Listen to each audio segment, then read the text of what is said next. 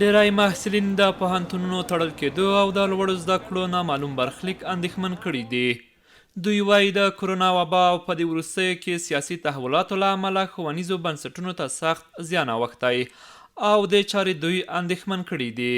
څو ګورئ دا 2 کاله وسوله چې موږ په دغسې وقفه‌يي حالت باندې درس وایو، هغه هم کله چې موږ آماده نه یو، که نه کله چې لږ څه سور ونیسي درسونه بیا یو فاجعه کې که هغه مرضونه دي یا دا سیاسی حالت ده، سیاسی تغییر ده.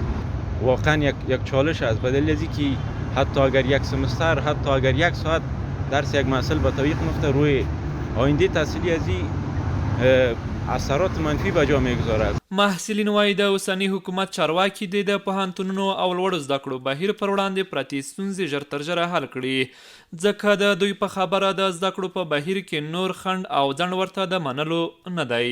ما از حکومت نمیخوام هر چیزی زودتر میکنم شروع شد پوهنتون‌ها بخیر، خانمان بتونن به درس خواندنشان ادامه بدن، جوانان بتونن به کلاس خود ادامه بدن. که هر چیز زودتر همی رئیسا و مدیرا و یارا تعیین کنن که هر چیز زودتر همی درس همی نسل جوانه که هست، همی جوانان نیاز به درس و دیگه تحصیل دارد. خو د اسلامي امارت وایان ذبیح الله مجاهد بیا د پوهنتونونو د ژر پیل کېدو خبره کوي.